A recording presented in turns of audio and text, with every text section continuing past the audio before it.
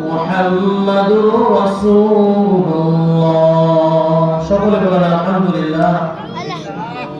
Madrasa Sirajul Ulum and Islamic School এর উদ্যোগে হাফেজ ছাত্রদের পাগড়ি প্রদান উপলক্ষে ইসলামী ও জোর দোয়া মাহফিল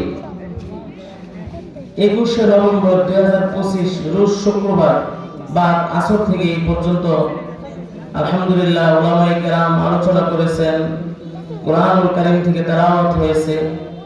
আমি সংক্ষিপ্ত অল্প সময়ে, একেবারেই কম সময়, আমি ছোট্ট একটা আয়াত তেলাওয়াত করেছি।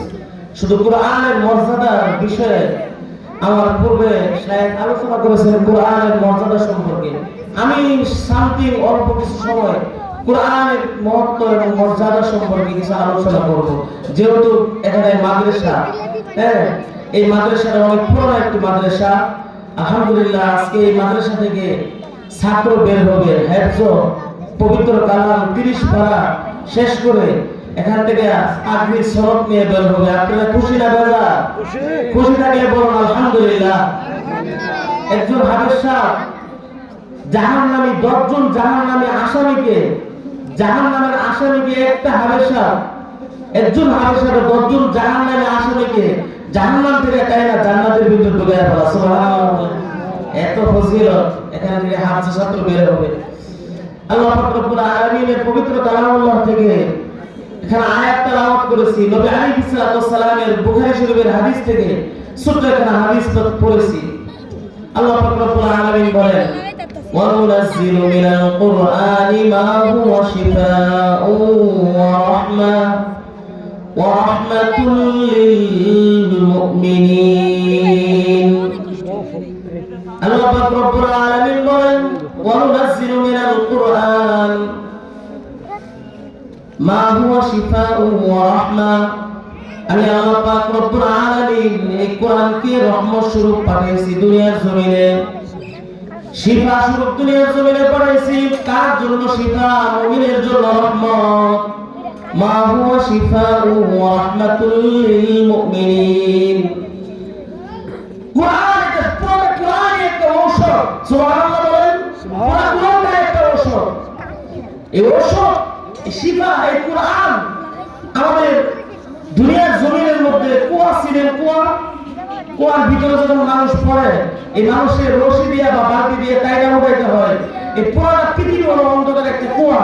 আর এই অন্ধকার কুয়া থেকে জান্নাতে যেতে হলে একমাত্র রশির নাম হলো আল কোরআন। ঠিক না বলেন? একমাত্র কোরআন হলো আল কোরআন। এটা হলো জান্নাতে যাওয়ার রশি। এজন্য বড় কবিরা বলেছেন, সমাধান চাও যদি জীবনে মরণে, ফিরে নাও খুঁজে যাও চোখ রাখো কোরআনে। কোরআনের মধ্যে চোখ রাখতে হবে, কোরআনের মাদ্রাসার মধ্যে চোখ রাখতে হবে। আল্লাহ পাক রব্বুল আলামিন বলেন, এই কোরআনকে আমি নাযিল করেছি, আর এই কোরআনকে আমি নাযিল করেছি, আমি আল্লাহ তাআলা কোরআনকে হেফাজত করব। সুবহানাল্লাহ বলবেন না? কোরআনকে নিয়ে ষড়যন্ত্র করেছিল কাফের বেঈমান। কোরআনের আওয়াজ বন্ধ করে দেওয়ার জন্য কাফেররা দুশমনি করেছে। আবু জাহেল, উতবা, শায়বা, নমরুদ, ফিরাউন, সাদ্দাত, হামান, কারুন কোরআন বন্ধ করে দেওয়ার জন্য ষড়যন্ত্র করেছে। কিন্তু ষড়যন্ত্র করলে কোনো লাভ নাই, কারণ কোরআনের চাবিটা কার হাতে? জুড়ে বলেন, কোরআনের চাবি কার হাতে? গ্রাম্য লোক শহরে গিয়া বাল্বের মধ্যে ফুয়াইতেছে, বাল্ব মেলানোর জন্য কারেন্টের বাল্বের মধ্যে ফুয়াইতেছে। সে ভাবছে এটা মোমবাতি বা কেরোসিনের বাতি, যে ফু দিলে নিভে যাবে। এখন বাতির মধ্যে ফু দিতেছে, ফু দিতে মুখ ব্যথা করে বলেছে, তারপরে বাতি আর নিবে না। আরেকজন চালাক লোক দেখে বলে, এই বোকা, তুমি বাতির মধ্যে ফুয়াইতেছো কেন? আমি গ্রামের বাতির মধ্যে ফু দিলে বাতি নিভে যায়, কিন্তু এটা 1 ঘন্টা পর ফুয়াইতেছি কিন্তু নেবে না। চালাক লোক ডাক দিয়ে বলে, বোকা, এটা কেমনে ফু দিলে নিবে? কারণ এটার একটা সুইচ আছে, সুইচের মধ্যে টিপ দিলে এমনিতেই নিভে যাবে, ফুয়ানোর কোনো দরকার নাই। তুই ভাবছিস এটা গ্রামের বাতি? না, এটা একটা সুইচ আছে। কাফের বদমাইশ বেদুইনরা কোরআনকে, কোরআনের আলোকে নিভায় দিবার চায়, কোরআনকে ফিনিশ করতে চায়, কিন্তু তারা বুকা জানে না এই কোরআনের চাবি কার হাতে আছে। কোরআনের সুইচ মহান আল্লাহ পাক রব্বুল আলামিনের হাতে আছে। এই কোরআনের সুইচ আল্লাহ টিপ দিলে নিভবে, কোরআনের পাওয়ার আল্লাহ টিপ দিলে নিভবে। আল্লাহ যদি টিপ না দেয় নিবার পৃথিবীর কারো ক্ষমতা নাই, ঠিক কি না? কারো ক্ষমতা নাই পৃথিবীর, একমাত্র রব্বুল আলামিনের হাতে এই কোরআনের চাবি, এটা কেউ নিভাইতে পারবে না, ঠিক কি না বলেন? সম্মানিত হাজিরিন, এই পবিত্র কালামুল্লাহ থেকে আমি আপনাদের সম্মুখে একটা আয়াত তেলাওয়াত করেছি। আল্লাহ বলেন ওয়া নুনাজ্জিলু মিনাল কুরআন মা হুয়া শিফাউ ওয়া রাহমা। এই কুরআন মুমিনদের জন্য হলো শিফা এবং রহমত স্বরূপ আমি আল্লাহ তাআলা নাযিল করেছি। সম্মানিত হাজিরিন, কুরআন এমন একটি দামি কিতাব। আপনাদেরকে দুটো ঘটনা বলে শেষ করে দেব। নবী আলাইহিস সালাতু ওয়াস সালামের জামানায় এই সাহাবী দল যুদ্ধ করার জন্য গেছেন। এক সাহাবীর একটা গোত্র যুদ্ধ করার জন্য চলে গেছে। কোরআন যে কেমন শিফা এটা একটু শুনেন। যুদ্ধ করার জন্য চলে গেছে, চলে গিয়ে তাদের খাবারের শখ পড়ছে। একটা তাঁবুর মধ্যে ঢুকছে। তাঁবুর মধ্যে ঢোকার পরে ওইখানে বিকে দেখে যে তাদের খাবার শখ পড়ছে, এখানে খাবার চাইছে যে আমাদের কিন্তু মেহমানদারি করান, আমাদের খাবার শখ পড়ছে, মেহমানদারি করাইবেন। তাঁবুকের সমস্ত লোকেরা বলে যে তোমাদেরকে আমি মেহমানদারি করাইতে পারবো না। কিছুদিন পর ওই তাবুকের যে লিডার আছে, নেতাকে বিচ্ছু কামড় মারছে। কামড় মারার পরে বিচ্ছু যখন কামড় দিছে, ডাক্তার কবিরা সব দেখায় পাইছে, কিন্তু রোগ ভালো হয় না। তখন এই বিচ্ছু কামড় এই রোগীকে মুসলমানদের সাহাবী কেরামের দলের ভিতরে নিয়ে গেছে। যখন নিয়ে গেছে, নিয়ে যাওয়ার পর বলতেছে যে তোমরা কি এই এই আমাদের নেতার রূপ কি, এই নেতার রূপ কি ভালো করতে পারবা? পরে বলে মুসলমানদের আমির বলে যে আমি ভালো করতে পারবো, তাহলে একটু ভালো করে দাও না। যখন বলছে ভালো করে দেওয়ার জন্য, তখন বলে যে আমরা তোমাদের কাছে খাবার চাইছিলাম, তোমরা খাবার দেও নাই, এই জন্য আমরা আজকে তোমাদের রূপ ভালো করতে পারবো না। তখন তারা অফার দিছে, যদি রূপ ভালো করতে পারেন, যদি রোগীর রূপ ভালো করতে পারেন, আমাদের নেতার রোগীর রূপ ভালো করতে পারেন, তাহলে আপনাদেরকে 30টা ছাগল আমরা উপহার দিব। ঠিক আছে, 30টা ছাগল উপহার দিবেন। ওই মুসলমানদের সাহাবীর আমির, সাহাবের দলের যে আমির আছে, আমির সূরাতুল ফাতিহা বলে ওই রোগীর শরীরের মধ্যে ফু দিছে, সাথে সাথে রোগীর শরীর ভালো হয়ে গেছে। সুবহানাল্লাহ। যখন ভালো হয়ে গেছে, 30টা ছাগল দিয়ে দিল। 30টা ছাগল দেওয়ার পর সাহাবীরা চিন্তিত হয়ে গেলেন যে 30টা ছাগল এখন কি খাই বসে, এটা কি হালাল খাবো নাকি হারাম খাবো?